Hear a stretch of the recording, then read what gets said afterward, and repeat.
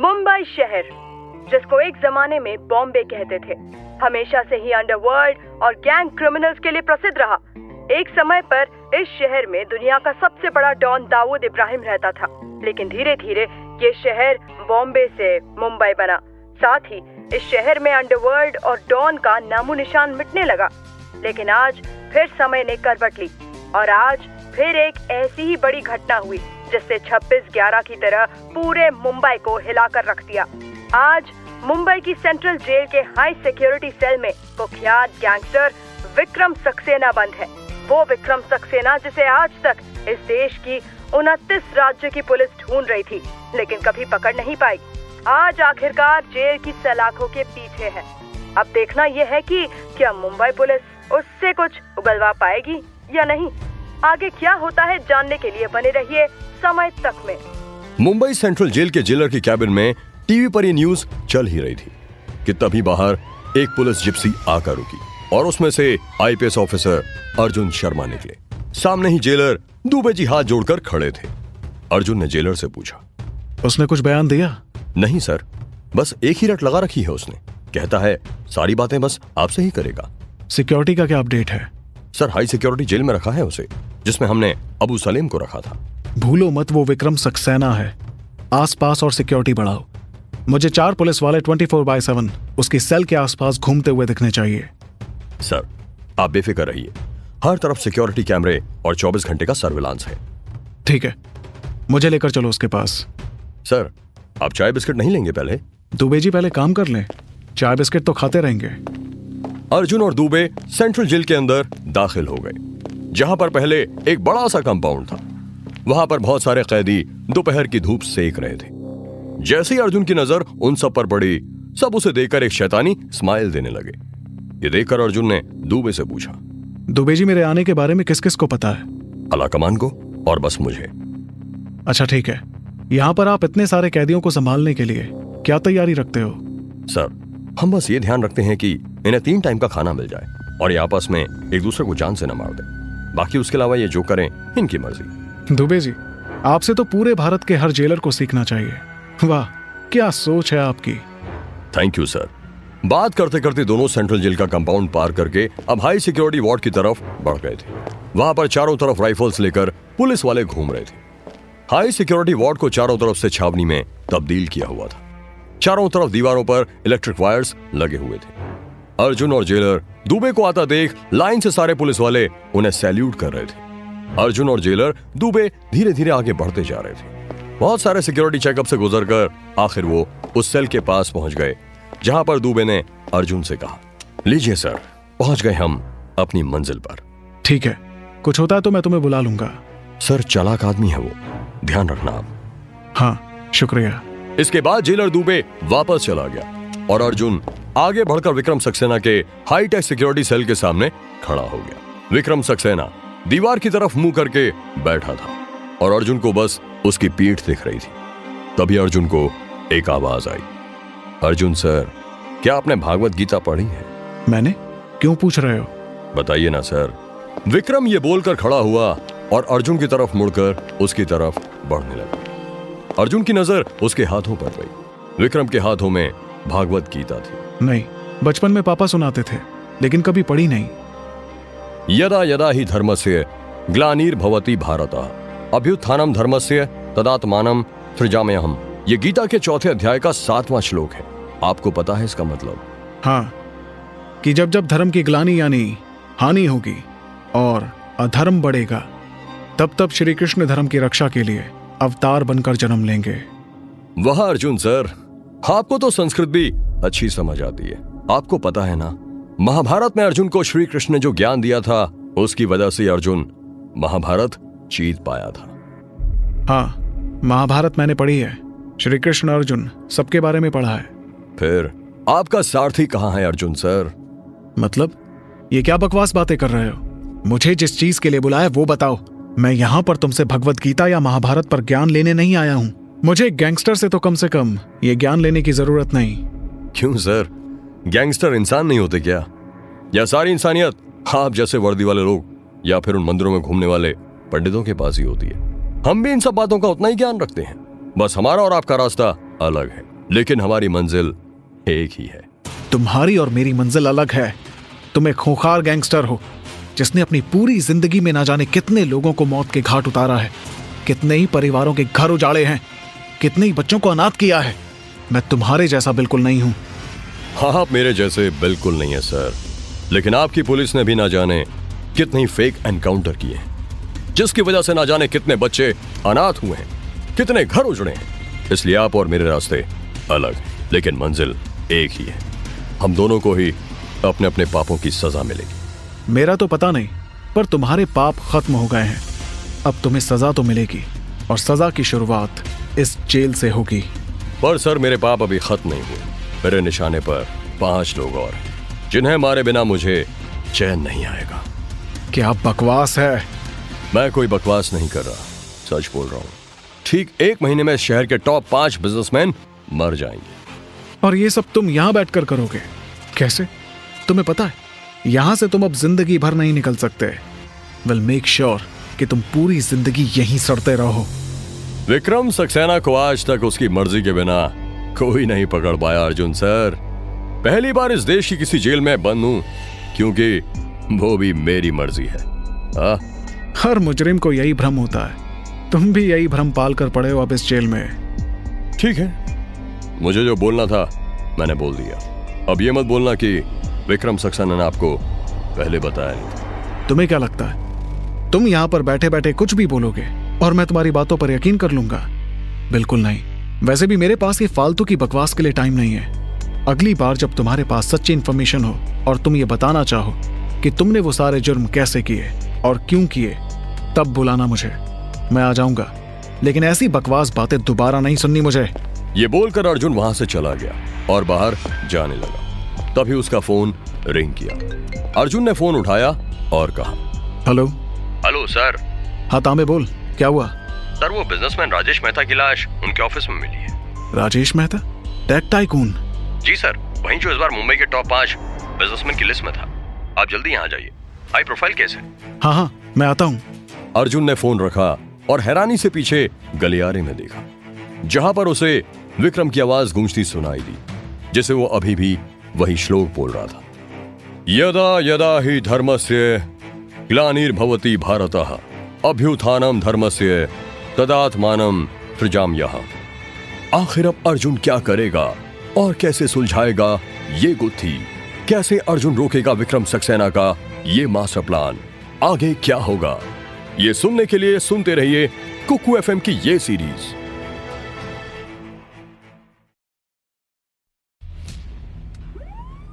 Take tycoon Rajesh Mehta की मौत से पूरे मुंबई में हलचल मच गई थी।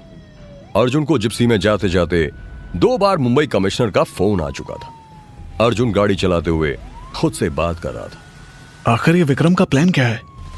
ये टॉप 5 बिजनेसमैन को क्यों मारना चाहता है?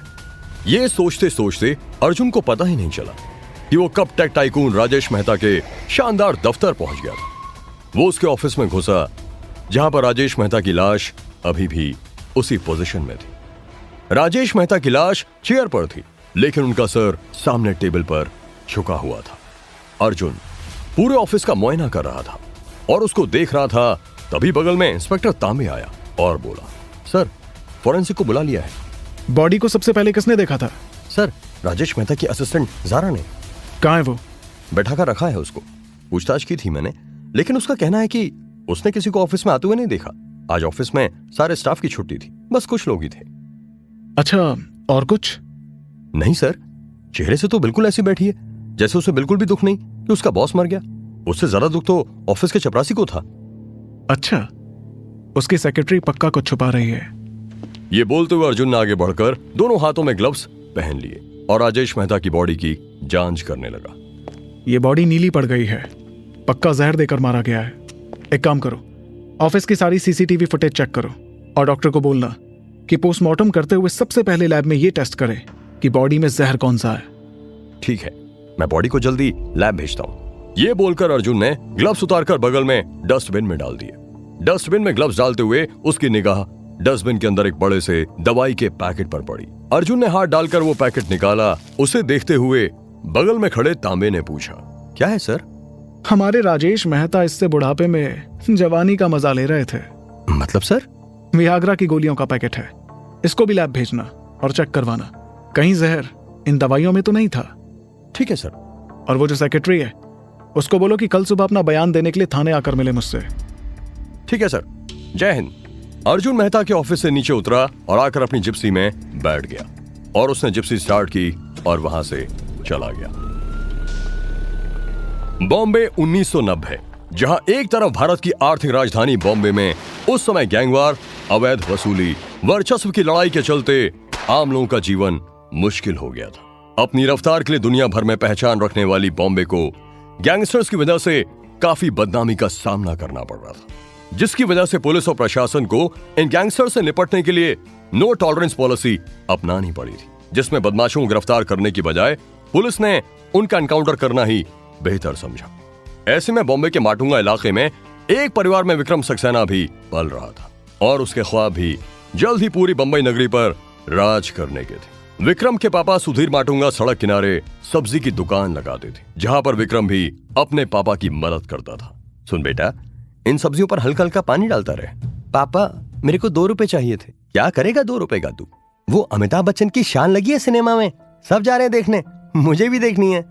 सिनेमा देखकर बेटा कुछ नहीं मिलता, तू पढ़ाई पर ध्यान लगा और दुकान पर बैठा कर। दे दो ना पापा, स्कूल के सारे दोस्त जाएंगे देखने। अमिताभ बच्चन की फिल्म है। अच्छा ठीक है, पहले थोड़ा दुकान में हाथ बटवा, फिर ले जाइयो। थैंक यू पापा। तभी कुछ बदमाश उसकी दुकान के सामने आए और सुधीर की तरफ देखकर बोले, अबे चल हफ्ता निकाल। किस बात का हफ्ता? साले धंधा कर रहा यहाँ पर बैठकर, उस बात का हफ्ता, समझा? ये सड़क आपकी थोड़ी है, ज्यादा मच मत कर। तुझे पता है अपन किसके आदमी है? हाँ नहीं पता, लेकिन जिसके भी आदमी हो, जो गलत है वो गलत है। मैं आपको ऐसे किसी भी बात का पैसा नहीं दूंगा। अच्छा, तू ऐसे नहीं मानेगा। तभी वो तीनों चारों बदमाश सुधीर पर झपट पड़े और उस पर मुक्के और लातों की बारिश करने लगे। ये देखकर बगल में खड़ा 16 साल का विक्रम गुस्से से पागल हो गया और उसने अपने पापा को बचाने के लिए तराजू के पास रखे चाकू को उठा लिया और उसमें से एक बदमाश के पेट में उसको डाल दिया और अंदर चाकू को पूरा घुमा दिया, जिसे देखकर अगल बगल में खड़े बाकी बदमाश ये देखकर डर के भाग गए। ये क्या किया तूने? वो आपको जान से मार देता, इसलिए तूने उसे जान से मार दिया? विक्रम, ये सब तू कहाँ सीखा? पर मैं तो बस आपको बचाना चाह रहा था। मुझे बचाने के लिए किसी की जान लेना कहाँ सही हुआ? आप हमेशा डरपोक ही रहना पापा। विक्रम के हाथ में अब भी खून से रंगा चाकू था और वो बदमाश नीचे जमीन पर पड़ा था। तभी पीछे से एक बदमाश ने आकर गोली चलाई और वो गोली सीधा सुधीर के सीने पर लगी और वो जमीन पर गिर गया। ये देखकर विक्रम जोर से चिल्लाया, पापा! विक्रम अपनी आवाज से एकदम से चौंक कर उठ गया। जब विक्रम ने आंखें खोली तो उसने अपने आप को उस हाई सिक्योरिटी सेल में पाया, जहां वो अब दोबारा उस अतीत से वापस लौटकर आ चुका था। साला उस दिन सबके सबको मार देना चाहिए था, कम से कम ये सपनों से तो पीछा छूट जाता। हाँ। तभी उसे बगल से एक दूसरी सेल से किसी की आवाज आई, सपने ही एक ऐसी चीज हैं जो आपका कभी साथ नहीं छोड़ते। ये ना मरते हैं ना ही आपको धोखा देते हैं, बस आपके साथ रहते हैं जिंदगी भर। कौन हो भाई? शेक्सपियर ने कहा था, आखिर नाम में क्या रखा है? अच्छा, किस लिए बंद हो? बंद नहीं, आजाद हूं। आजाद हूं? वो कैसे? बाहर की दुनिया एक बड़ा पिंजरा है जहां पर कई तरह के जानवर आपके साथ रहते हैं। ये कम से कम अकेले के लिए पिंजरा है, इसलिए यहां पर मौत का कोई डर भी नहीं है, इसलिए आजाद हूं। जहां एक तरफ विक्रम सेल में बंद था, वहीं दूसरी तरफ अर्जुन अपने ऑफिस में फाइल्स खोलकर बैठा था। तभी उसके पास एक हवलदार आया। जी सर, बुलाया आपने? हाँ, एक काम करो, विक्रम सक्सेना के ऊपर हमारे पास जितनी भी फाइल्स हैं सब लेकर आओ जल्दी। सर, वो तो हेडक्वार्टर में रखी होगी। तो सर, टाइम लग जाएगा। टाइम क्यों लग जाएगा? अभी जाओ और जल्दी लेकर आओ।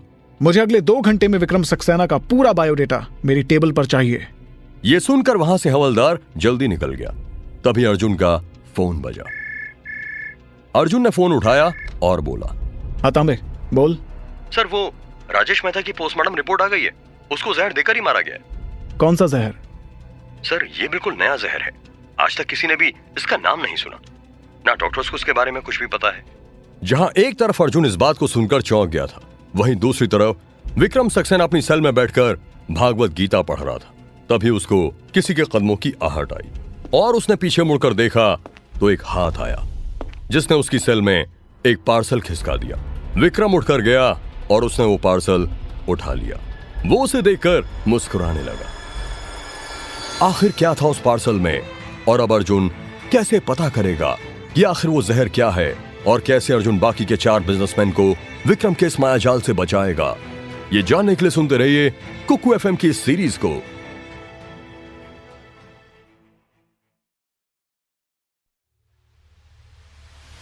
सेंट्रल जेल में जब से टेक टाइकून राजेश मेहता की मौत की खबर पहुंची थी, तब से ही पूरी जेल में विक्रम सक्सेना के चर्चे होने शुरू हो गए थे। आपस में सेल्स में सबकी विक्रम को लेकर अपनी अपनी राय थी। तुझे पता है, मैंने सुना है कि विक्रम के सेल में पीछे खुफिया दरवाजा है जहां से वो रोज रात में बाहर जाता है और अपनी गैंग के लोगों से मिलकर वापस आ जाता है। नहीं नहीं, मैंने तो सुना है जो जेलर है ना दुबे, उसके और विक्रम के बीच में काफी अच्छी दोस्ती है, इसलिए दुबे विक्रम के लिए अंदर ही उसके गैंग के लोगों को बुलाकर उनकी मीटिंग करवा देता है। लेकिन उसने फिर भी राजेश मेहता को कैसे मारा? विक्रम ने जेल में आने से पहले ही उसकी फील्डिंग सेट करवा रखी थी। यहाँ पर विक्रम जेल में आया, उसके पीछे उसके लड़कों ने मिलकर राजेश मेहता का गेम बजा दिया। जहां एक तरफ जेल में विक्रम को लेकर हड़बड़ी मची हुई थी, वहीं दूसरी तरफ अर्जुन को पुलिस कमिश्नर ने ऑफिस में बुलाया था। जय हिंद सर। जय हिंद अर्जुन, उस राजेश मेहता के केस का क्या हुआ? सर, पता चला है कि उन्हें जहर देकर मारा गया है। हमारी टीम उस जहर को लेकर बाकी जानकारी जुटा रही है। बाकी हम विक्रम सक्सेना की गैंग के लोगों को राउंड अप कर रहे हैं। अर्जुन, ये सब तो नॉर्मल प्रोसीजर है, कोई इंस्पेक्टर भी ये कर लेगा। मुझे ये बताओ कि तुम क्या कर रहे हो? सर, मैं विक्रम सक्सेना के बारे में पता लगा रहा हूं। जल्दी मैं उसका मोटिव पता लगा लूंगा कि आखिर वो उन 5 बिजनेसमैन को क्यों मारना चाहता है। अर्जुन, इतना टाइम नहीं है हमारे पास। वो बाकी के 4 बिजनेसमैन मेरा कॉलर पकड़कर छोड़ रहे हैं। चारों मुझे हर एक घंटे में कॉल करते हैं, ये पूछने के लिए कि आखिर हमने अभी तक कातिल को पकड़ा या नहीं, या हम कैसे उन्हें बचाने की सोच रहे हैं। ऊपर से होम मिनिस्टर और चीफ मिनिस्टर मेरी जान के पीछे लगे होंगे। मुझे तुमसे उम्मीद है अर्जुन, तुम हमारे डिपार्टमेंट के सबसे होनहार ऑफिसर हो, मुझे तुम पर पूरा भरोसा है। लेकिन थोड़ा जल्दी करो, नहीं तो मेरी नौकरी तो जाएगी, साथ साथ में तुम्हारा भी ट्रांसफर किसी नस्लवादी इलाके में करवा देंगे। जी सर, मैं आपकी बात समझ रहा हूं, आप फिक्र मत कीजिए, ऐसी नौबत नहीं आएगी। बस आपसे एक परमिशन चाहिए। क्या परमिशन? मुझे इस केस पर फ्री हैंड चाहिए सर, और मैं अपनी एक टीम चाहता हूं जो मैं खुद चूज करूंगा। ठीक है, लेकिन मुझे बस जल्दी रिजल्ट दो। ठीक है सर, थैंक यू। जय हिंद सर। ये बोलकर अर्जुन ऑफिस से बाहर निकल गया। तभी उसके पास 2 मीडिया चैनल के लोग कैमरे और माइक के साथ भागते हुए पहुंचे, और उसमें से माइक वाला इंसान अर्जुन से बोला, हेलो सर, मैं खबर समय तक से आया हूं। हाँ बोलिए। सर, मुझे जानना था कि मशहूर बिजनेसमैन राजेश मेहता के केस में आपकी इन्वेस्टिगेशन कहां तक पहुंची? देखिए, अभी जांच चल रही है, जैसे ही कुछ पुख्ता सबूत मिलता है हम जरूर आपसे शेयर करेंगे।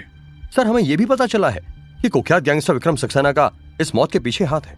देखिए, पुलिस अभी सारे एंगल से जांच कर रही है, जिसमें हम सब तरफ से देख रहे हैं। हमें हमारे सूत्र से यह भी पता चला कि कल दोपहर आप विक्रम सक्सेना से मिलने सेंट्रल जेल गए थे, जहां पर आपको विक्रम सक्सेना ने 5 बिजनेसमैन को मारने की धमकी दी थी, लेकिन आप फिर भी कुछ नहीं कर पाए।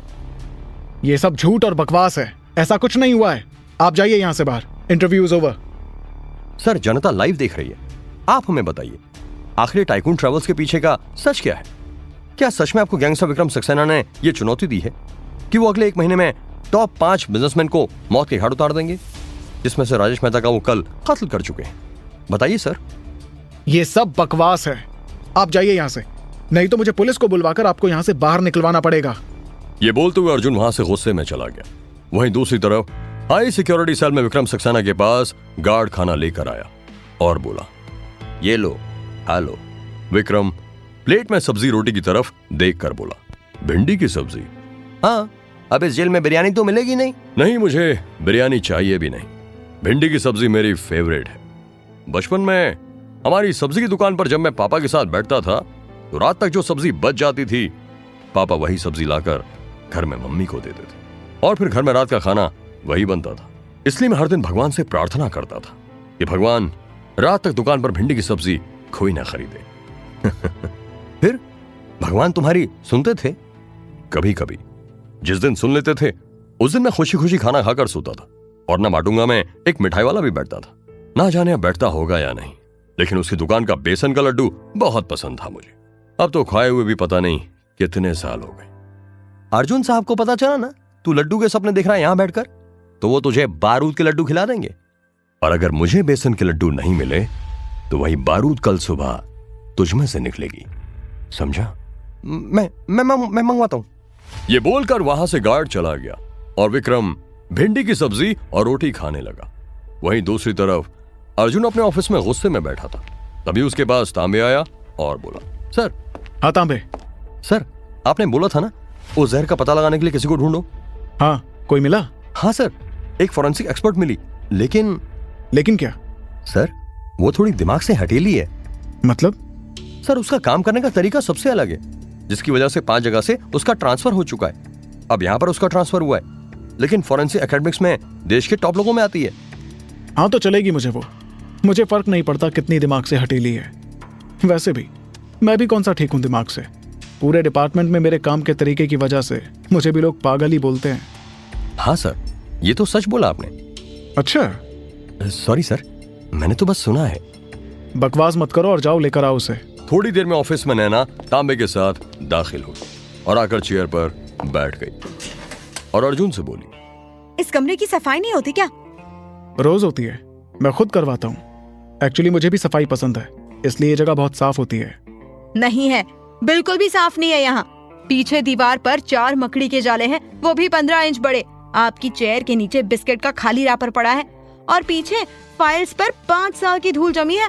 बस आपकी चेयर थोड़ी साफ है, बैठने लायक। अच्छा, माफ कीजिएगा, मैं बोलकर साफ करवा दूंगा। आपको चाय या कॉफी पियेंगी? नहीं, यहाँ पर इतनी गंदगी है तो पता नहीं जहाँ आपकी चाय और कॉफी बनती होगी वहाँ कितनी गंदगी होगी। मुझे नहीं चाहिए चाय या कॉफी।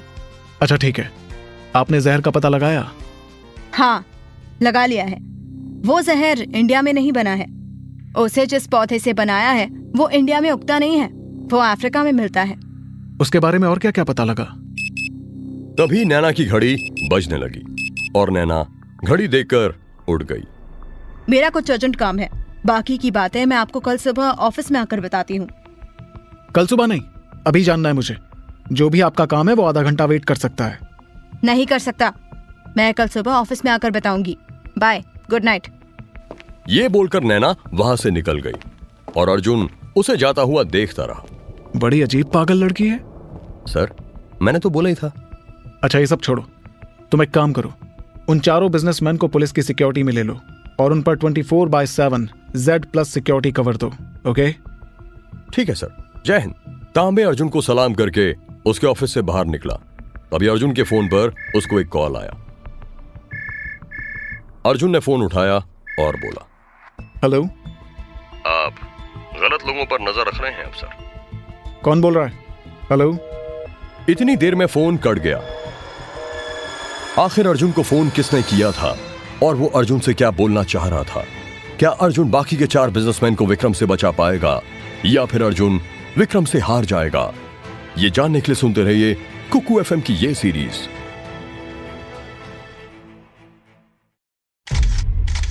स्टूडियो में आज लाइव टीवी शो होने वाला था, जिसको लेकर काफी हलचल मची हुई थी। होस्ट काव्या कैमरे के सामने खड़ी है और दर्शकों को देखकर मुस्कुरा रही थी।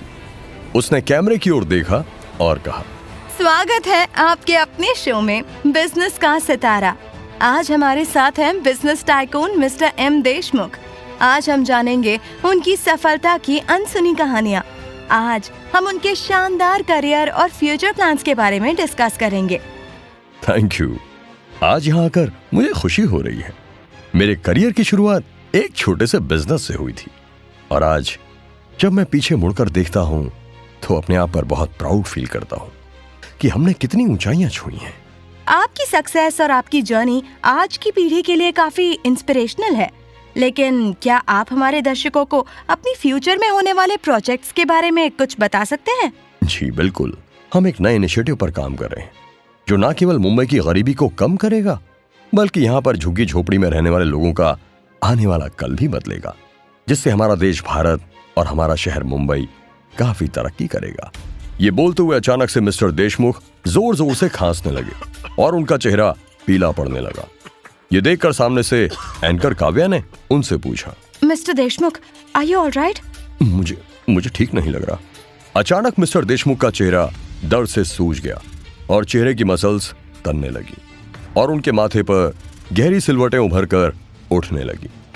उनकी आंखें आधी बंद हो गईं और उनमें सांस न आने की वजह से आंसू आ गए, जो उनकी आंखों से निकलकर गालों पर बह गए और होंठ फड़फड़ाने लगे और कुछ ही सेकंड्स में उनकी मौत हो गई। उनकी मौत ने सबको हिलाकर रख दिया था। दूसरी तरफ सेंट्रल जेल में विक्रम सक्सेना सुकून से बैठकर भागवत गीता पढ़ रहा था। न जायते म्रियते व कदाचि नाम भूतवा भुजाते स्थान प्राप्य भवंती, आत्मा ना जन्मती है ना मरती है, ये केवल अपना शरीर बदलती है। तो फिर इस शरीर की मौत से डर क्यों? जेल की दीवारें, पुलिस की बंदूकें, ये सब कुछ अस्थायी है।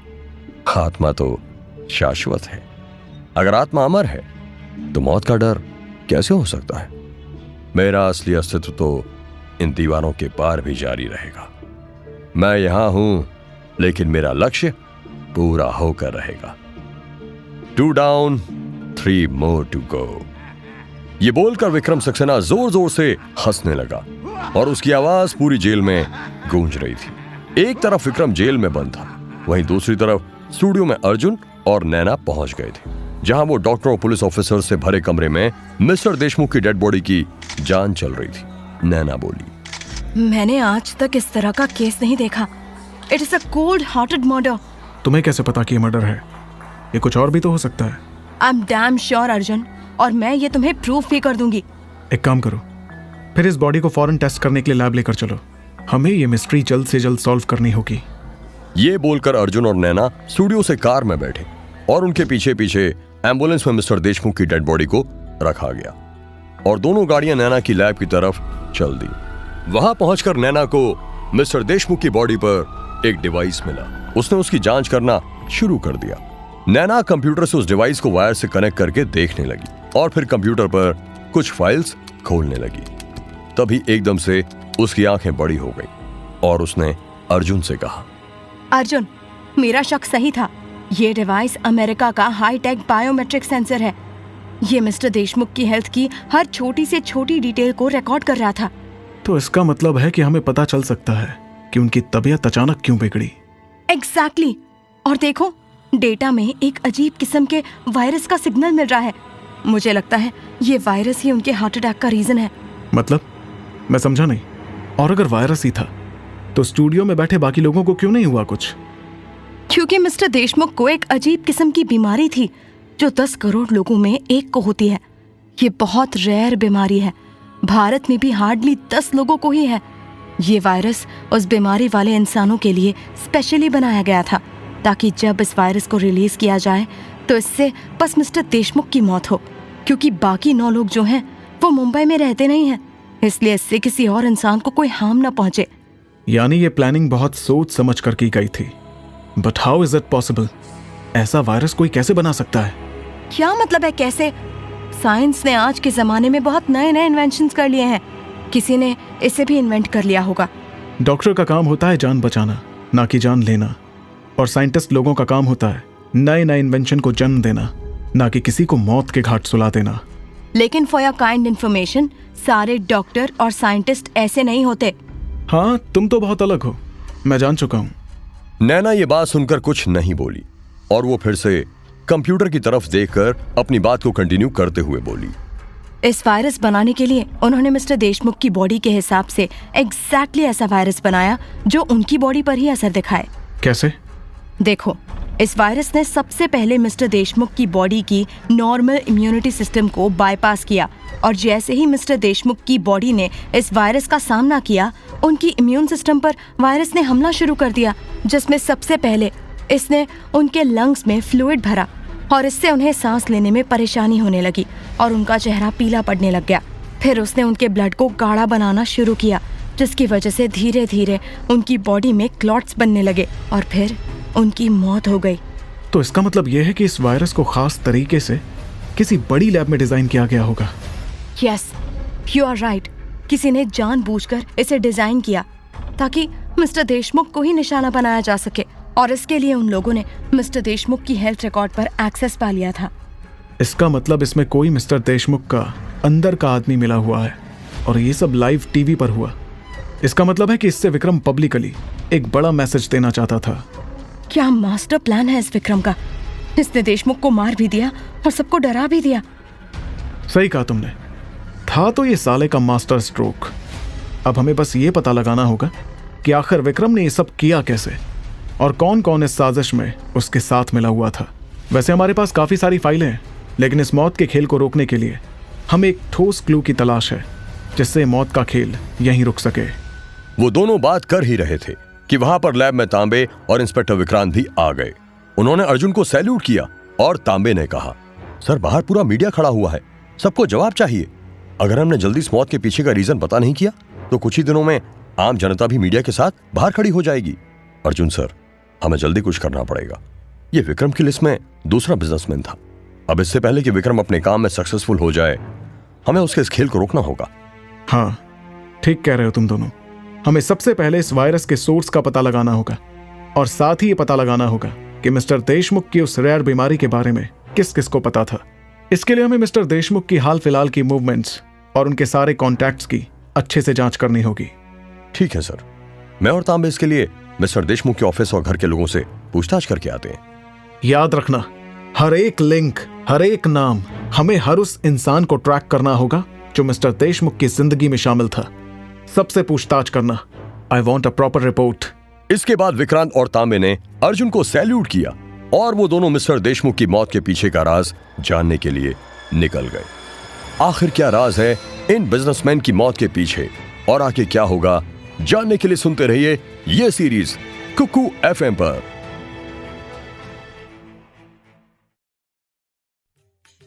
जहां एक तरफ अर्जुन अब तक हुई दोनों मौतों के पीछे का सुराग ढूंढने में जुटा हुआ था, वहीं दूसरी तरफ विक्रम को मुंबई के सेंट्रल जेल के कंपाउंड में आने की परमिशन मिल गई थी। ये परमिशन उसे अपने गुड बिहेवियर की वजह से मिली थी। वो कंपाउंड में सिर्फ घूमने नहीं जाता था, वो वहां पर कैदियों की परेशानियां सुनता था और उनकी मदद करता था। इसलिए सारे कैदी वहां उसे सुनने के लिए इकट्ठा हो जाते थे। ये जेल तुम्हें क्या सिखा रही है? जेल भी कुछ सिखाती है क्या विक्रम भाई? सिखाती है ना। जेल हमें सिखाती है कि कैसे हम मुसीबत के वक्त में पेशेंस यानी धैर्य रखकर अपनी जिंदगी जी सकते हैं।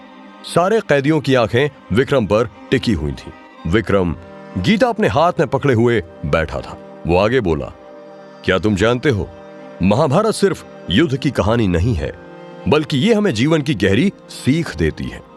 तुम्हें याद है महाभारत के युद्ध में अर्जुन ने जब खुद को उलझा पाया, उसने सोचा कि क्या वो सही कर रहा है, क्या उसका धर्म किसी की जान लेना है। तब उसके गुरु, उसके मित्र श्री कृष्ण ने कहा, कर्मण्येवाधिकार रस्ते मा फलेषु कदाचन। मतलब तुम्हारा काम करना तुम्हारा धर्म है, लेकिन परिणाम की चिंता छोड़ दो। सारे कैदी विक्रम की ये सारी बातें ध्यान से सुन रहे थे। तभी एक कैदी बीच में उठा और उसने पूछा, मगर ये सब बातें तो सिर्फ किताबों में अच्छी लगती हैं, असल जिंदगी से इसका क्या लेना देना? तुम्हें लगता है किताबें सिर्फ बातें कहती हैं? किताबें तुम्हारे भीतर की आत्मा को जगाती हैं। महाभारत में युद्ध के मैदान में जब सब एक दूसरे से लड़ रहे थे, तब श्री कृष्ण ने अर्जुन को सिखाया था कि अपने अंदर चल रही लड़ाई को जीतना ही असली जीत है। एक बार तुम अपने अंदर की लड़ाई जीत लोगे तो बाहर की लड़ाइयां खुद ब खुद छोटी लगने लगेंगी। ये सिर्फ बातें नहीं है, इनको समझो और अपने जीवन में उतारो, फिर देखना तुम क्या से क्या हो जाओगे। 100 चूहे खाने वाले बिल्ली मांस छोड़ने की बातें कर रही है। तो खुद गैंगस्टर होके गीता का ज्ञान दे रहा है। सबकी नजरें उस आवाज पर थी। विक्रम ने उस कैदी की तरफ देखा। उसका नाम छोटा चेतन था। वो जेल में बनी एक गैंग का मेंबर था। विक्रम ने उसकी तरफ देखकर स्माइल की और कहा, मैंने वो सब बुरे काम छोड़ दिए हैं, अब मैं सुधर गया हूं और मैंने अपने आप को भगवान के चरणों में समर्पित कर दिया है। अब मैं वो विक्रम नहीं रहा, अब मेरा दूसरा जन्म हो चुका है, मैं बदल चुका हूं। साहब मालूम मेरे को तू कितना सुधर गया है, न्यूज आती रहती है तेरी अपने तक। साला कुत्ते की दुम है तू, हमेशा टेढ़ी की टेढ़ी रहेगी। हाँ। विक्रम इस बात पर उसे घूर कर देखने लगा, जैसे अभी के अभी उसका खेल खत्म कर देगा। तभी पीछे से जेलर कुछ पुलिस वालों को अपने साथ लेकर आया और सब कैदियों को वहां से भगाते हुए बोला, चलो आज का प्रवचन यहीं खत्म हुआ, कल फिर से बाबा का दरबार लगेगा। जेल से दूर फॉरेंसिक डिपार्टमेंट में नैना मिस्टर देशमुख का पोस्टमार्टम कर रही थी। अर्जुन उसके पास आया और बोला, नैना, मिस्टर देशमुख की बॉडी से क्या कुछ क्लू मिला? छोटे से छोटा क्लू भी हमारी मदद कर सकता है। अर्जुन, मिस्टर देशमुख की बॉडी में हमें एक पेपर मिला है जो किसी एक पतली पेन से उनकी बॉडी में इंस्टॉल किया गया था। ये कैसे पॉसिबल है? वो तो मुझे भी समझ नहीं आ रहा, लेकिन शायद मिस्टर देशमुख की बॉडी को स्टूडियो से लैब लाने के बीच में किसी ने ये काम किया, हल्का सा कट मार के इस पेपर को उनकी बॉडी में डाल दिया था। इसका मतलब कि विक्रम हमारे साथ गेम खेल रहा है, वो हमारे लिए क्लू छोड़ रहा है। आखिर उस पेपर पर लिखा क्या है? इस पेपर पर फॉस्फीन गैस का फॉर्मूला लिखा है, जिसके नीचे बड़े बड़े लेटर्स में लाल पेन से लिखा हुआ है, अगला खून वायुदेव के प्रकोप से होगा। वायुदेव का प्रकोप? अब ये क्या है? मुझे लगता है इसका मतलब है कि अगले बिजनेसमैन का मर्डर कुछ हवा से रिलेटेड होगा। लेकिन कैसे? आखिर फॉस्फीन क्या है? ये काफी जहरीली और खतरनाक गैस होती है। ये गैस बिना किसी वार्निंग के अचानक से किसी भी इंसान के शरीर में घुसती है और कुछ सेकंड्स में उसकी मौत का कारण बन जाती है। वैसे मिस्टर देशमुख को भी उसने जिस वायरस से मारा, उसमें भी उसने स्पेसिफिक टारगेट पर ही अटैक किया था। इसका मतलब अगली बार भी वो स्पेसिफिक टारगेट करेगा। पर फॉस्फीन गैस के साथ वो कैसे पॉसिबल है? पॉसिबल है क्योंकि फॉस्फीन एक एयर ट्रांसपोर्टेड गैस है जो एक स्पेशल डिवाइस की मदद से छोड़ी जाती है। इसे आसानी से किसी बंद कमरे में छोड़ा जा सकता है, जिससे उस कमरे में मौजूद वो टारगेटेड इंसान आसानी से इस गैस की चपेट में आ सकता है, क्योंकि वो स्पेशल डिवाइस बस उस स्पेसिफिक इंसान पर ही अटैक करती है, बिल्कुल वैसे ही जैसे उस वायरस ने मिस्टर देशमुख पर किया था। क्या हम पता लगा सकते हैं कि वो डिवाइस कैसी होती और ये गैस कैसे यूज की जा सकती है?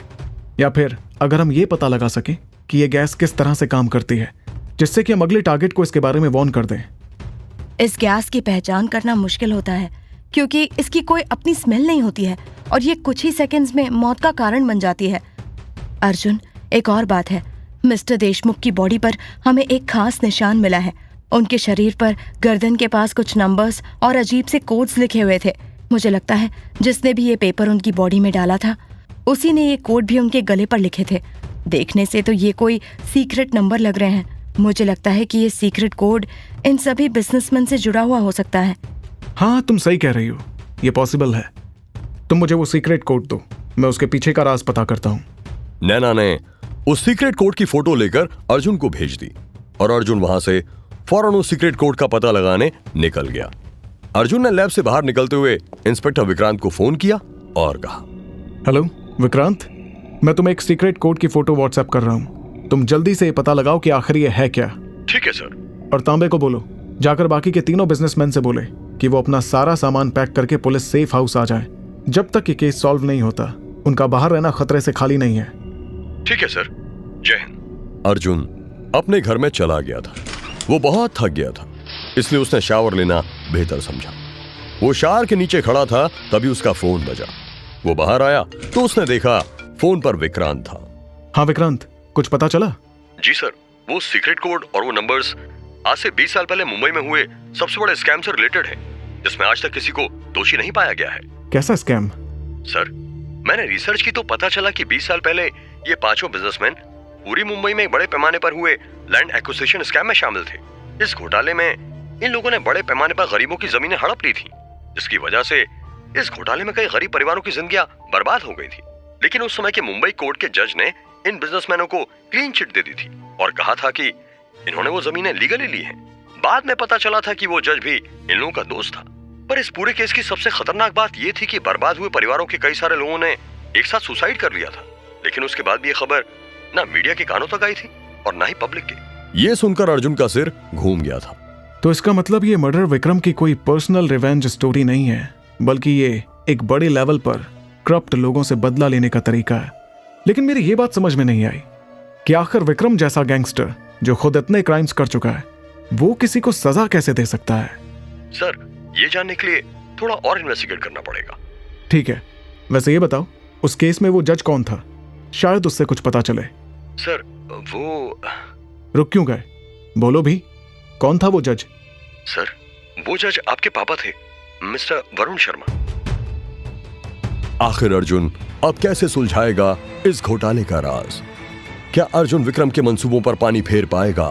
क्या अर्जुन अगली हत्या को रोक पाएगा? और कैसे डील करेगा वो इस सच से कि उसके अपने पिता मुजरिमों के साथ थे? ये जानने के लिए देखते रहिए ये सीरीज सिर्फ कुकू FM पर।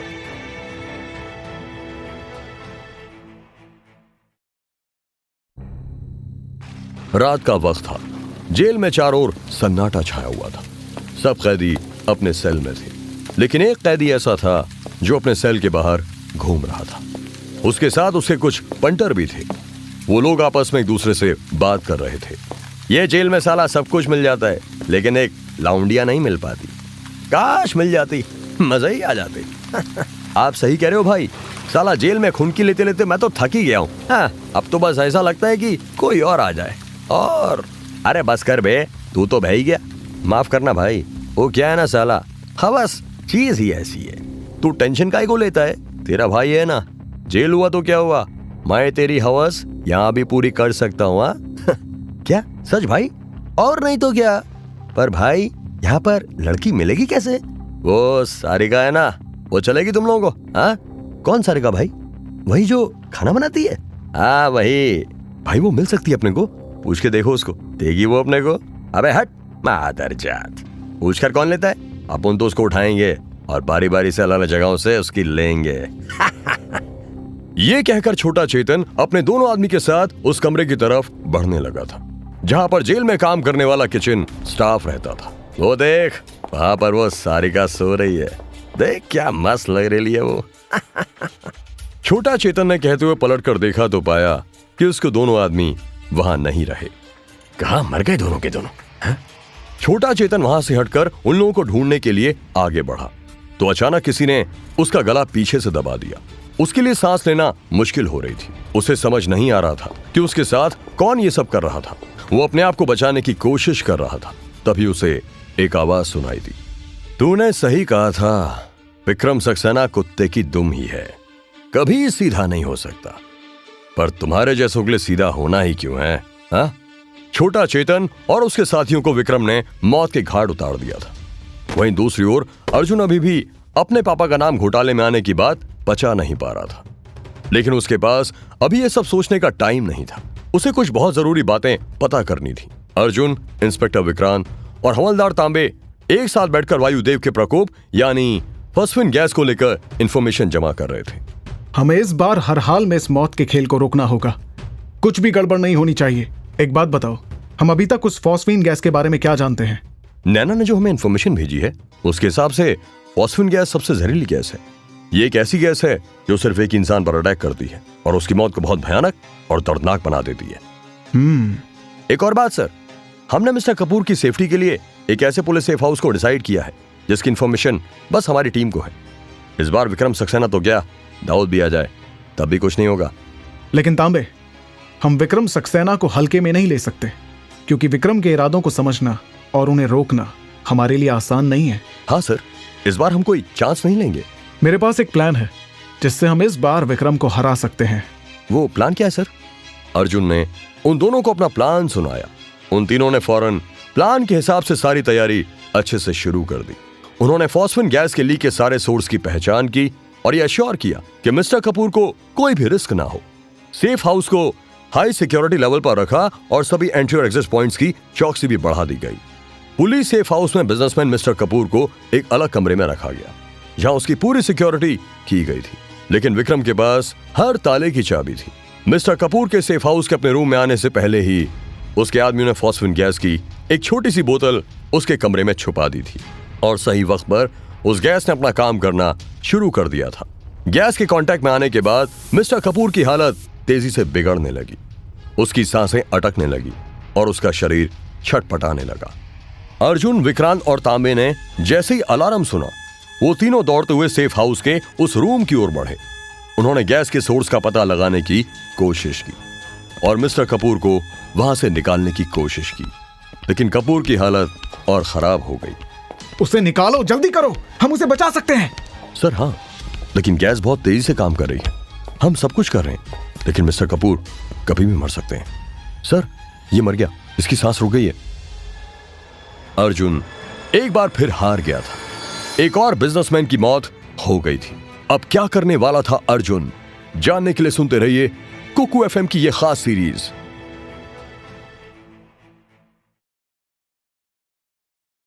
मिस्टर कपूर की हत्या के बाद पूरे मुंबई में एक तूफान सा आ गया था। मीडिया ने इस हत्या को लेकर सारे पुलिस डिपार्टमेंट पर सवाल उठाना शुरू कर दिया था।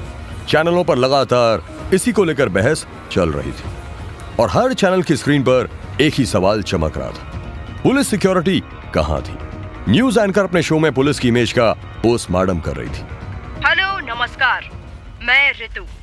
आज के बड़े सवाल में आज का मुद्दा है, आखिर मुंबई में पुलिस की सुरक्षा के बावजूद मिस्टर कपूर की हत्या कैसे हो गई? क्या ये सरकार की नाकामी है या पुलिस की? आखिर अभी तक सरकार क्यों नहीं बचा पाई उन तीनों बिजनेसमैन को? आखिर उनकी मौत का जिम्मेदार कौन है, विक्रम सक्सेना या Mumbai police? IPS officer Arjun Sharma, जवाब दो। आइए सुनते हैं इस पर मुंबई की जनता की राय। न्यूज एंकर ने एक आम आदमी के सामने माइक दिया। वो आदमी बोला, देखिए, विक्रम ने फिर से साबित कर दिया है कि वो सिर्फ एक गैंगस्टर नहीं है, वो तो मुंबई का सच्चा योद्धा है जो आज के करप्ट सिस्टम को चुनौती दे रहा है। हर चैनल पर पुलिस को क्रिटिसाइज किया जा रहा था। मीडिया ने आरोप लगाया कि पुलिस ने अपने काम में लापरवाही की और जिसका नतीजा देखने को मिल रहा था। पर वहीं इन बिजनेसमैन के पास के स्कैम की खबर भी मार्केट में फैल गई थी, जिसके कारण लोग विक्रम का सपोर्ट करने लगे थे। विक्रम सक्सेना के सपोर्टर्स उसे एक मसीहा मानने लगे थे। सारा प्रेशर अर्जुन पर था। वो मेंटली और इमोशनली प्रेशर से जूझ रहा था, इसलिए वो सीधा पुलिस डिपार्टमेंट से कार में बैठकर अपनी गर्लफ्रेंड रिया से मिलने चला गया और पूरे रास्ते बस यही सब सोच रहा था। जब उसकी कार रिया के घर के सामने रुकी तो उसने देखा कि रिया बाहर किसी आदमी से बात कर रही थी। जब रिया ने अर्जुन को देखा तो वो अर्जुन के पास आ गई और बोली, तुम यहाँ कैसे? क्यों, मैं आ नहीं सकता क्या? नहीं, ये बात नहीं है। वो आदमी कौन था? कोई नहीं, वो हमारी सोसाइटी में 3rd फ्लोर पर रहता है, ऐसे ही बात कर रहा था। अच्छा, चलो, मुझे तुमसे कुछ बात करनी थी। ये बोलकर रिया और अर्जुन रिया के फ्लैट की तरफ जाने लगे, जहां पर जाकर दोनों एक दूसरे के पास बैठ गए। रिया उसके बाल सहला रही थी, लेकिन अर्जुन बहुत ज्यादा टेंशन में दिख रहा था। रिया ने उससे इस पर सवाल पूछा, तुम इतने परेशान क्यों हो रहे हो अर्जुन? क्या बात हुई? तुमने न्यूज नहीं देखी क्या? हाँ, देखी थी। तुम मीडिया की बातों को सीरियसली क्यों ले रहे हो? उनका तो काम ही है मिर्च लगाना। यू नो ना, इट्स नॉट योर फॉल्ट। रिया, सारी गलती मेरी ही थी। मैंने सब कुछ किया, लेकिन फिर भी मिस्टर कपूर को बचा नहीं सका। ये हार मुझे अंदर से चीर रही है। क्या मैं सही में पुलिस ऑफिसर बनने के लायक हूँ? अर्जुन, तुमने तो उस बिजनेसमैन को बचाने की कोशिश की थी, लेकिन तुम्हें यह भी समझना होगा कि सब कुछ हमेशा हमारे कंट्रोल में नहीं होता। मैंने हमेशा तुम्हारे एफर्ट्स, मेहनत और ईमानदारी देखी है। मैं नहीं हूँ ईमानदार। मैं सबसे करप्ट इंसान हूँ। मैं नहीं हूँ ईमानदार। तुम ऐसे क्यों बोल रहे हो अर्जुन? क्योंकि मैं उन्हीं मिस्टर वरुण शर्मा का बेटा हूँ जिन्होंने अपने दोस्तों को बचाने के लिए कई परिवारों के लोगों की जान ले ली थी। मेरे पापा की वजह से कई सारे परिवारों ने जहर खाया था। मेरे पापा खूनी थे, उनके हाथ खून से रंगे थे और उन्हीं का गंदा खून हूं मैं। ये क्या बात कर रहे हो? मुझे समझ नहीं आ रहा। 20 साल पहले मुंबई में हुए सबसे बड़े स्कैम में मेरे पापा का नाम भी था। मेरे पापा ने जज रहते हुए इन सारे बिजनेसमैन को उस घोटाले से बचाया था और उन्हें क्लीन चिट दी थी। और इन सब ने मिलकर जमीन अधिग्रहण घोटाले में, यानी लैंड एक्विजिशन स्कैम में कई हजार करोड़ का घोटाला किया था, जिसमें ना जाने कितने सारे परिवार उजड़ गए थे। मैं आखिर कैसे इस केस को सॉल्व कर पाऊंगा जिसमें दोषी खुद मेरे पापा थे? ये बोलकर अर्जुन रिया की गोद में सिर रखकर अपने आंसू छुपा रहा था और रिया उसे हल्के हल्के सहला रही थी। जहां एक तरफ अर्जुन अपने पापा के किए का दुख मना रहा था, वहीं दूसरी तरफ विक्रम अपनी बैरक में बैठकर आगे का प्लान सोच रहा था। बैरक के एक कोने में गैंगस्टर विक्रम जमीन पर आराम से बैठा था। उसकी आंखों में एक चमक थी, चेहरे पर खुशी। विक्रम के पास पार्सल पड़ा था जो उसके पास जेल में आया था। वो बक्सा देखने में पुराना और गंदा लग रहा था। बक्से के ऊपर फ्रेजाइल लिखा था विक्रम की निगाहें बक्से पर थी, लेकिन उसके कान बगल के कैदी पर थे जो बगल वाली सेल में बंद था। क्या बात है विक्रम, आज कोई महाभारत का पाठ नहीं? आज मैं खुश हूं। किस खुशी में? मैंने जो कसम आज से 20 साल पहले खाई थी वो अब जल्दी पूरी होने वाली है। तभी कैदी को पार्सल की खनखनाहट की आवाज आती है, जिस पर उस कैदी ने पूछा, ये कैसी आवाज है? एक पार्सल है जो मेरे लिए काफी खास है। क्या खास है? तुम्हें पता है, जेल में वैसे हर किसी को लगता है कि तुम कुछ छुपा रहे हो, और साथ ही लोगों को लगता है कि छोटा चेतन और उसके आदमियों को भी तुम नहीं मारा है। विक्रम ये सुनकर एक पल के लिए रुकता है, उसकी आंखें चमक उठती हैं। लोगों को जो समझना है समझने दो, पर मैं तुम्हें एक बात बताऊं, ये पार्सल कोई आम पार्सल नहीं, इसमें एक कहानी बंद है। कैसी कहानी? ऐसा क्या है इस पार्सल में? ये पार्सल एक परिवार की राख और हड्डियों से भरा हुआ है। एक ऐसे परिवार के लोगों की राख से जिन्होंने 20 साल पहले हुए जमीन घोटाले की वजह से जहर खाकर खुदकुशी कर ली थी। इस पार्सल में उस परिवार के लोगों की चीखें और आंसू दफन है। लेकिन अब जल्द ही मैं उस परिवार और उसके जैसे कई परिवारों की मौत का बदला पूरा कर लूंगा। लेकिन अभी जश्न का वक्त है। मैंने 5 में से 3 को तो मार ही दिया है। तुम उन लोगों की मौत का जश्न मनाओगे? मौत का जश्न नहीं, बल्कि दुनिया में होने वाले परिवर्तन का जश्न। जैसे महाभारत में हर युद्ध के बाद जीवन बदला था, वैसे ही इन मौतों के बाद इस दुनिया में भी धीरे धीरे सब कुछ बदलेगा। विक्रम ये बोलकर अपनी आंखें बंद करता है, जैसे वो किसी गहरी सोच में डूबा हो। गीता कहती है कि हमें अपने कर्मों का फल इसी जन्म में भोगना होता है। मैंने जो किया उसका फल मुझे यहां मिल रहा है। साथ ही मैं ये भी जानता हूं कि मैं उन लोगों को मारकर कुछ गलत नहीं कर रहा, मैं उन लोगों को भी उनके कर्मों का फल ही दे रहा हूं। विक्रम पार्सल को उठाकर उसे देखता है और बोलता है, हर मौत, हर संघर्ष और हर बदलाव, ये सब एक नई कथा की शुरुआत है। तो तुम अपने किए को पूरी तरह से मानते हो? हाँ, पूरी तरह से। गीता कहती है कि हमें अपने कर्मों का फल स्वीकारना चाहिए, और यही मैं कर रहा हूं। विक्रम की आवाज में एक शांति थी। जब से उसने पार्सल को अपने हाथों में लिया था, उसकी आंखों में एक सुकून था, जैसे उसने अपने जीवन में मोक्ष मिल गया हो। यह एक बहुत ही अजीब नजरिया है। यह केवल एक नजरिया नहीं है, यही जीवन की सच्चाई है। विक्रम ने पार्सल को एक तरफ रखा और आंख बंद करके ध्यान मुद्रा में बैठ गया और बोला, हर व्यक्ति की अपनी गीता होती है, अपनी महाभारत होती है। इस पार्सल के पीछे की कहानी मेरे जीवन का एक अध्याय है। मेरी गीता और मेरी महाभारत अभी बाकी है। आखिर क्या थी विक्रम की कहानी? आखिर क्या है विक्रम का मास्टर प्लान और अर्जुन उसको कैसे रोकेगा? जानने के लिए सुनते रहिए कुकू एफएम की यह खास सीरीज।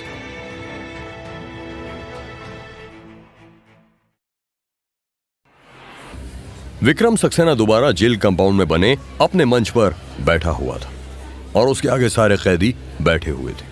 वो कुछ सोच रहा था। उसके हाथ में महाभारत की किताब थी। दोस्तों, अर्जुन और कृष्ण के बीच बातचीत ने महाभारत में खास जगह पाई है। अर्जुन का धर्म संकट, उसकी दुविधा और कृष्ण का उत्तर, ये सब आज भी उतना ही रेलेवेंट है। विक्रम किताब के पन्नों को पलटते हुए कुछ पढ़ रहा था। फिर रुककर उसने सामने बैठे हुए कैदियों की तरफ देखा और कहा, श्री कृष्ण ने अर्जुन को जो उपदेश दिया वो न केवल युद्ध के मैदान में बल्कि जीवन के हर पड़ाव में जरूरी है। अर्जुन का धर्म संकट उसे सोचने पर बार बार मजबूर करता रहता था। कृष्ण ने अर्जुन से कहा था कि धर्म का पालन करना उसकी जिम्मेदारी है, चाहे वह कितना भी कठिन क्यों ना हो। इसी तरह किसी भी स्थिति में अपने उद्देश्य को पूरा करना ही असली धर्म है। विक्रम की आंखों में एक चमक थी, जैसे वो श्री कृष्ण के शब्दों की गहराई को समझने की कोशिश कर रहा हो। अर्जुन की चिंता उसके परिजनों और प्रियजनों की हत्या के बारे में थी, लेकिन कृष्ण ने उसे यह समझाया कि यह युद्ध केवल व्यक्तिगत नहीं है, बल्कि एक बड़े उद्देश्य के लिए है। विक्रम का महाभारत और कृष्ण के उपदेशों पर ध्यान उसे जेल की चार दीवारी में भी एक नई आजादी दे रहा था। वहीं दूसरी तरफ मुंबई पुलिस के सेफ हाउस में बिजनेसमैन मिस्टर कपूर की हत्या के बाद से ही पुलिस डिपार्टमेंट में बेचैनी और टेंशन का माहौल फैला हुआ था। अर्जुन, विक्रांत और तांबे के बीच अभी भी दरार पड़ने लगी थी। टीम में अर्जुन अब हर किसी पर शक कर रहा था। उसे किसी पर भरोसा नहीं रह गया था। पुलिस डिपार्टमेंट के ऑफिस में अर्जुन, विक्रांत और तांबे एक क्राइसिस मीटिंग कर रहे थे। उनके चेहरों पर टेंशन साफ देखी जा सकती थी। मिस्टर कपूर की मौत ने सबको झकझोर कर रख दिया था। आखिर सेफ हाउस में कैसे वो फॉस्फीन गैस पहुंची? हमने सारे प्रिकॉशंस लिए थे और हम खुद भी वहां पर उस सेफ हाउस में उस टाइम मौजूद थे। फिर इतना बड़ा ब्लंडर कैसे हो गया? मुझे लगता है किसी ने तो गद्दारी की है। किसी ना किसी ने जरूर बताया विक्रम के आदमियों को हमारे प्लान के बारे में। आप ठीक कह रहे हैं सर, मुझे भी लगता है हम में से कोई विक्रम सक्सेना के साथ मिलकर काम कर रहा है। पर सर, और जब तक हमें कोई ठोस सबूत नहीं मिलता तब तक हम किसी पर भी ऐसे आरोप नहीं लगा सकते। जैसे ही तांबे ने यह बोला, अर्जुन को तांबे पर शक होने लगा, जिसके बाद अर्जुन उसे टेढ़ी नजरों से देखने लगा और तांबे में एक अनजाना सा डर पैदा हो गया। अब टीम के बीच का भरोसा धीरे धीरे टूटता जा रहा था। उन लोगों के जाने के बाद उसने पुलिस इंटेलिजेंस डिपार्टमेंट और एक ऑफिसर से बोला, मुझे फौरन इस पर एक इन्वेस्टिगेशन चाहिए और अब से टीम के हर मेंबर पर निगरानी रखी जाएगी। मैं अब किसी भी तरह का जोखिम नहीं उठाना चाहता। मुझे अब किसी पर भी कोई भरोसा नहीं है और याद रखना, इस इन्वेस्टिगेशन के बारे में किसी को पता नहीं चलना चाहिए।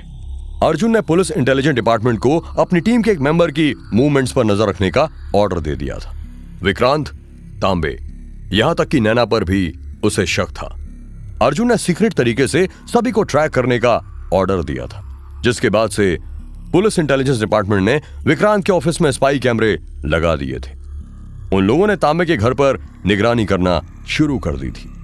साथ ही वो लोग नैना के मूवमेंट को भी ट्रैक कर रहे थे। इसी सिलसिले में अर्जुन के पास एक हफ्ते बाद पुलिस इंटेलिजेंस से फोन आया। अर्जुन ने फोन उठाया और कहा, हेलो। हेलो सर, आपके कहने पर हमने विक्रांत के ऑफिस पर लगातार निगरानी रखी थी। हमें जानकारी मिली है कि विक्रांत रोज एक अननोन नंबर पर कॉल करता है और उस पर 10 मिनट तक कुछ बात नहीं करता। इसके बाद हमें पता चला कि वो विक्रम सक्सेना की गैंग से भी टच में है। हमने और तहकीकात की तो पता चला कि विक्रांत का घर भी बचपन में विक्रम सक्सेना के घर के पास ही था। लेकिन ये सब के बाद भी हमें कोई ऐसा ठोस सबूत नहीं मिला जिससे हम 100% कह सके कि विक्रांत विक्रम से मिला है। अच्छा, एक काम करो, विक्रांत का बायोडेटा चेक करो और उस पर सर्विलांस बढ़ा दो।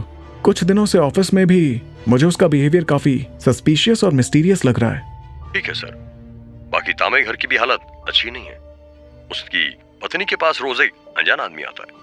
वो उनके घर हर शाम आधे घंटे के लिए आता है और फिर चुपचाप चला जाता है। जब हमने उस आदमी का क्राइम रिकॉर्ड देखा तो पता चला कि वो पहले से विक्रम सक्सेना की गैंग का ही मेंबर था।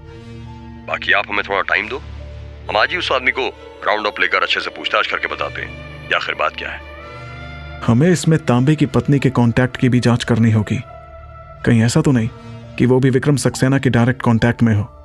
अगर ऐसा होगा तो हमें तांबे और उसकी बीवी दोनों को ही हिरासत में लेना होगा। ठीक है सर। बाकी नैना के मूवमेंट पर भी हमने कुछ दिनों से निगरानी रखी हुई थी। हमने पाया कि वो अक्सर देर रात ऑफिस में ही रहती थी और कई बार कुछ अननोन नंबर्स पर फोन कॉल्स करती थी, जो नंबर्स दुबई के थे। विक्रम सक्सेना की गैंग का एक ऑफिस दुबई में भी है। बाकी बैकग्राउंड चेक पूरा क्लियर है उसका। पढ़ाई और बाकी सब में भी कहीं कोई कनेक्शन नहीं था। वो दुबई वाला एंगल सही से देखो और उस अननोन नंबर को ट्रैक करो। बाकी अभी तो फिलहाल नैना की मूवमेंट भी शक के दायरे में है। उसकी फोन कॉल्स और देर रात ऑफिस में रुकने पर भी ध्यान देना होगा। कहीं वो ही ऑफिस से कुछ इन्फॉर्मेशन तो लीक नहीं कर रही है। जी सर, मैं आपको इन तीनों की अपडेट देता रहूंगा। जय हिंद। ये बोलकर अर्जुन ने फोन रख दिया और उन तीनों के बारे में मिली इंफॉर्मेशन पर सोचने लगा। अगले दिन सुबह सुबह पुलिस डिपार्टमेंट के ऑफिस के बाहर अर्जुन ने नैना को एक अनजान आदमी से मिलते हुए देखा। अर्जुन ने इस पर टीम के सामने उससे सवाल किया और पूछा, नैना, तुम सबको बताओ कि आखिर वो अनजान आदमी कौन था जो ऑफिस के बाहर तुमसे आज सुबह मिलने आया था। अर्जुन, तुम मुझ पर शक कर रहे हो? हाँ, क्योंकि मेरे हिसाब से वो विक्रम का कोई आदमी था जो तुमसे विक्रम के लिए इन्फॉर्मेशन लेने आया था। ये सब झूठ है। वो मेरे कॉलेज के टाइम का दोस्त था जो मुझसे कई सालों बाद आज मिला था। वो कोई विक्रम का आदमी नहीं था, ना मैं विक्रम की कोई जासूस हूँ। ये बोलकर नैना रोने लगी। तभी अर्जुन के पास एक फोन आया। अर्जुन ने देखा वो पुलिस इंटेलिजेंस का कॉल था। वो फोन पर बोला, हेलो, हाँ बताओ, क्या अपडेट है? सर, तांबे की पत्नी ने आज सुबह कॉल करके पुलिस को एक इंपॉर्टेंट इन्फॉर्मेशन दी है। उसने बताया कि तांबे कुछ दिनों से घर पर अजीब तरह से बात करके और कुछ डॉक्यूमेंट छुपा रहा है, इसलिए हमने उसके घर पर छापा मारा। और सर, हमें वहां पर एक्चुअल में कुछ सस्पिशियस डॉक्यूमेंट्स मिले हैं। इन डॉक्यूमेंट्स में विक्रम सक्सेना के साथ कांटेक्ट की जानकारी है। ठीक है, थैंक यू। ये बोलकर अर्जुन ने फोन रखा और गुस्से में चिल्लाया, तांबे, तुम्हारे खिलाफ अब ठोस सबूत हैं। हमें बताओ विक्रम सक्सेना के साथ तुम्हारा क्या कनेक्शन है? सर मेरा कोई कनेक्शन नहीं है, मैं तो सही से जानता भी नहीं उसको। अच्छा, तो वो तुम्हारे घर में डॉक्यूमेंट्स कौन से हैं? सर मैं सब बताऊंगा, लेकिन प्लीज मुझे बचाइए।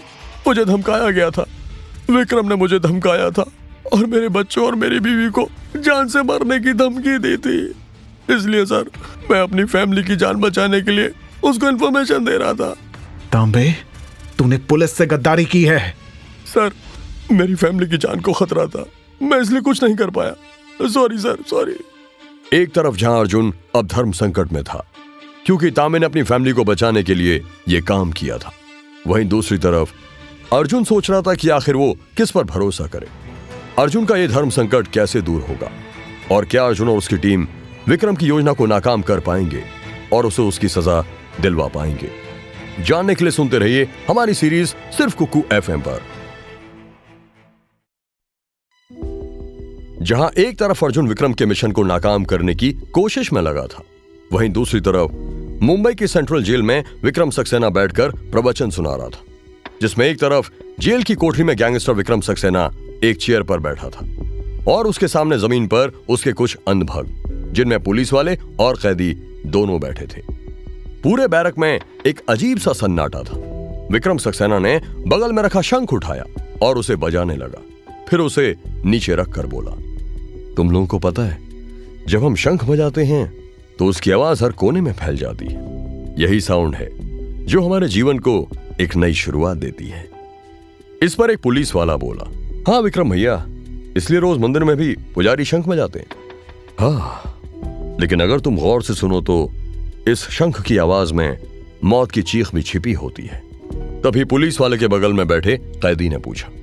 कैदी हैरान होगा, मौत की चीख? वो कैसे? विक्रम सक्सेना, एक बार जरा सोचो, जब भी अगर कोई शंख बजाता है तो उसकी साउंड एक लिमिट तक जाती है और फिर वहां पर खत्म हो जाती है। लेकिन अगर तुम आंख बंद करके ध्यान लगाओ तो तुम्हें जहां पर वो शंख का साउंड खत्म होता है वहीं पर मौत की चीख सुनाई देगी। विक्रम सक्सेना की यह बात सुनकर सामने बैठे सब पुलिस वाले और कैदी हाथ जोड़कर उसको काफी श्रद्धा भाव से देख रहे थे। लेकिन विक्रम भैया, मुझे तो केवल आज तक शंख की वो जिंदगी वाली साउंड ही सुनाई दी है, मौत की वो चीख मैंने आज तक नहीं सुनी। जीवन वाली साउंड केवल तब तक सुनाई देती है जब तक मौत तुम्हारी तरफ अपने कदम ना बढ़ाए। जिस दिन मौत तुम्हारी तरफ बढ़ेगी उस दिन तुम्हें वो मौत की चीख भी सुनाई देगी। तभी वहां पर जेलर अंदर आया और उसने विक्रम की तरफ देखकर उसको फटकार लगाई और बोला, विक्रम सक्सेना, तुम क्या बकवास कर रहे हो? तुम्हें अपनी ये बचकानी बातें बंद करनी होंगी। इस जेल के कुछ रूल्स हैं। तभी वहां बैठे सारे पुलिस वाले एकदम से वहां से उठकर खड़े हो गए और जेलर की तरफ नीचे निगाहों से देखने लगे। रूल्स? तुम शायद भूल रहे हो, विक्रम सक्सेना किसी रूल को नहीं मानता, हम अपने रूल खुद बनाते हैं। जेलर गुस्से में, ये जेल है, तुम्हारे बाप का घर नहीं। तुम्हें क्या लगता है मुझे दिख नहीं रहा कि तुम कैसे अपनी चिकनी चुपड़ी बातों से सबको अपने वश में कर रहे हो? और मुझे यह भी पता है कि तुम नहीं परसों रात जेल में छोटा चेतन को मारा था। ये जो तुम जेल के अंदर अपनी ताकत फैला रहे हो ना, ये सारा दिन नहीं चलेगा, समझे? विक्रम सक्सेना मुस्कुराते हुए, अरे जेलर साहब, ताकत का खेल केवल बाहरी दुनिया में नहीं खेला जाता, यहां पर भी खेला जाता है। यहां भी हमारे शब्द, हमारे विचार सब कुछ मायने रखते हैं। तुम्हारे रूल्स हर जगह नहीं चलेंगे, तुम बस इस जेल को संभाल सकते हो, मुझे नहीं। जेलर ने विक्रम सक्सेना को कुछ जवाब नहीं दिया। उसने नीचे जमीन पर बैठे बाकी पुलिस वालों को गुस्से में देखा। सब वहां से चुपचाप निकल गए। फिर उसने कैदियों की तरफ देखकर बोला, तुम्हें क्या नोता भेजूं मैं? निकलो यहां से। सारे कैदी भी उठकर वहां से चले गए और विक्रम वहां अकेला रह गया। जेलर ने विक्रम की तरफ देखा और कहा, आज से तुम्हारा प्रवचन भी बंद। तुम्हें थोड़ी सी आजादी क्या मिली? तुमने तो जेल में अपनी गैंग बना ली, लेकिन यह अब और नहीं होगा, अब से सब बंद तुम्हारा। ये बोलकर जेलर वहां से निकल गया और विक्रम बैठा रहा।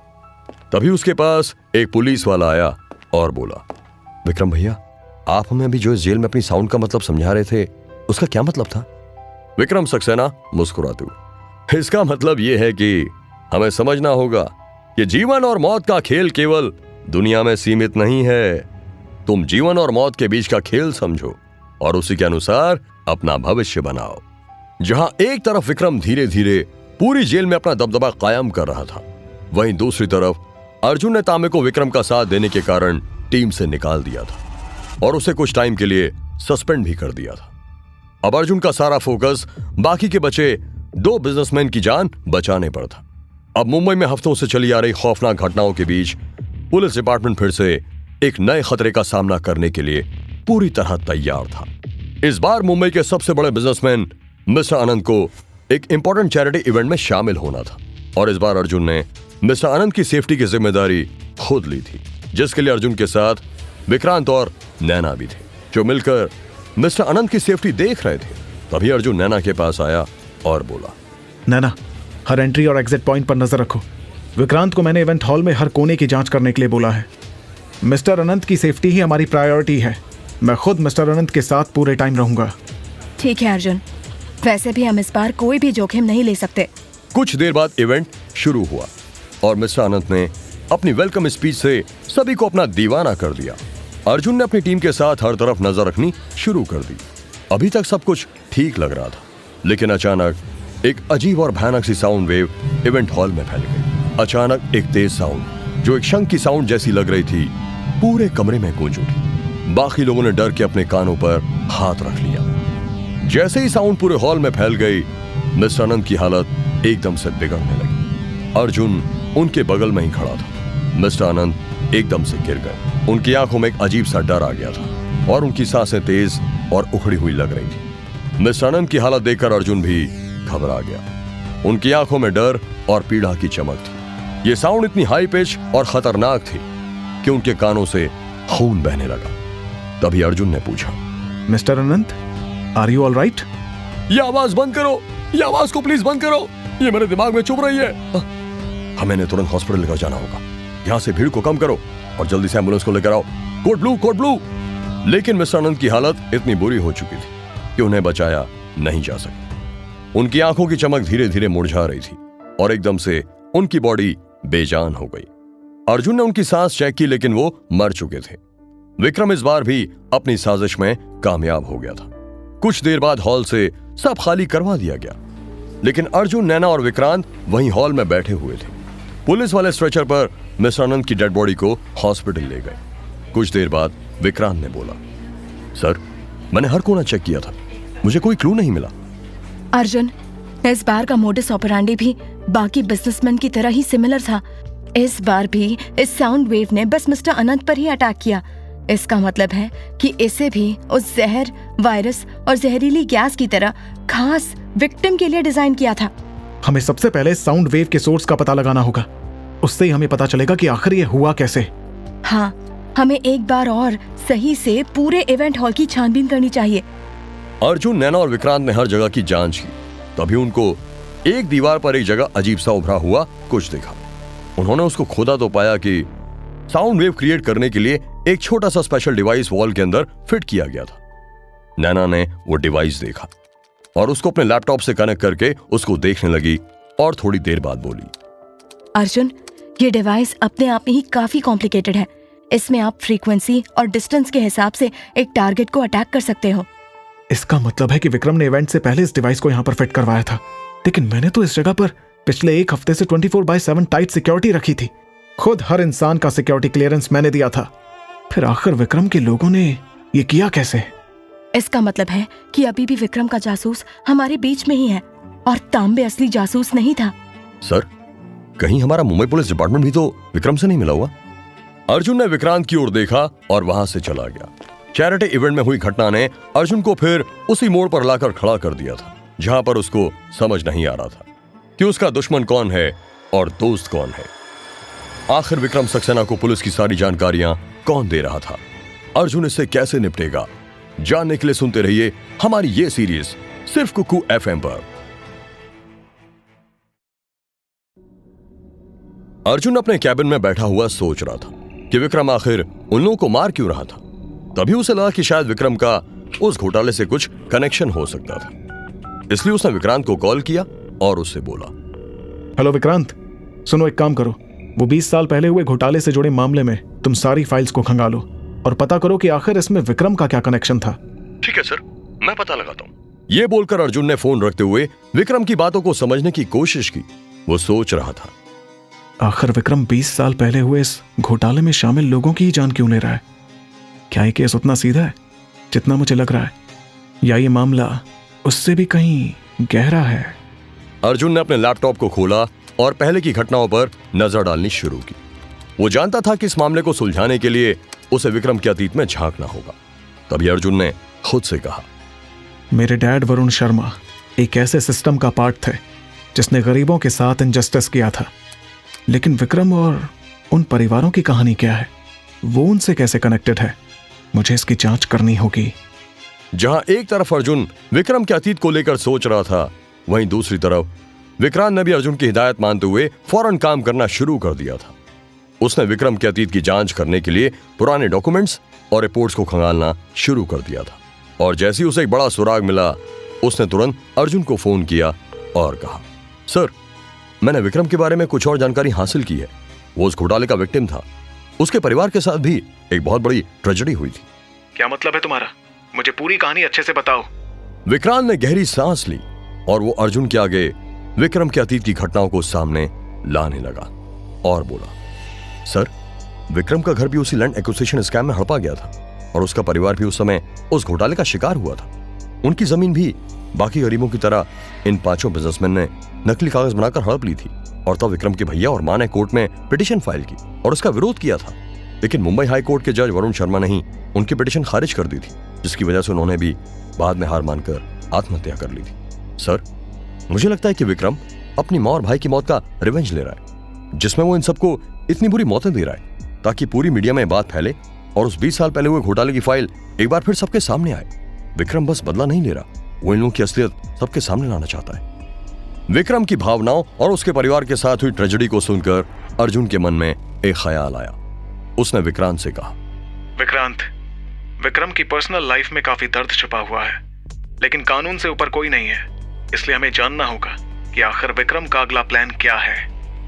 जहां एक तरफ अर्जुन विक्रांत से उसके प्लान के बारे में बात कर रहा था, वहीं दूसरी तरफ विक्रम अपनी बैरक में बैठकर उसी डब्बे को देख रहा था जिसमें वो अस्थियां थी। उसकी आंखों में आंसू थे और उसके चेहरे पर एक दर्द झलक रहा था। विक्रम की आंखों में छलकता दर्द उसे 20 साल पुराने अतीत में ले गया, जब वो अपने बड़े भाई और अपनी मां के साथ मुंबई के माटुंगा के एक अंधेरे कमरे में बैठा था। 16 साल का विक्रम अपने बड़े भाई मोहित के साथ बैठा था, जिनकी आंखों में निराशा और दर्द साफ दिख रहा है। ये हमारे साथ बड़ा धोखा हुआ है विक्रम। इन लोगों ने हमारी जमीन, हमारा घर, हमारी जिंदगी सब कुछ छीन लिया। लेकिन हम क्या कर सकते हैं भैया, सब लोग बेईमान हैं, सब कुछ उनकी जेब में है। वो सारे बिजनेसमैन करोड़पति लोग हैं, उनसे हमारा क्या मुकाबला। हाँ, तू सही कह रहा है, वो जज भी इस खेल में शामिल है। हम जैसे गरीब लोगों की किसी को कुछ नहीं पड़ी, ना ही सरकार को, ना ही सिस्टम को। सब हमें मिलकर पागल बनाते हैं बस। पीछे कोने में बैठी विक्रम की मां की आंखें अभी भी सूनी पड़ी हुई थी, जैसे उनकी आंखों से सारा पानी सूख गया था।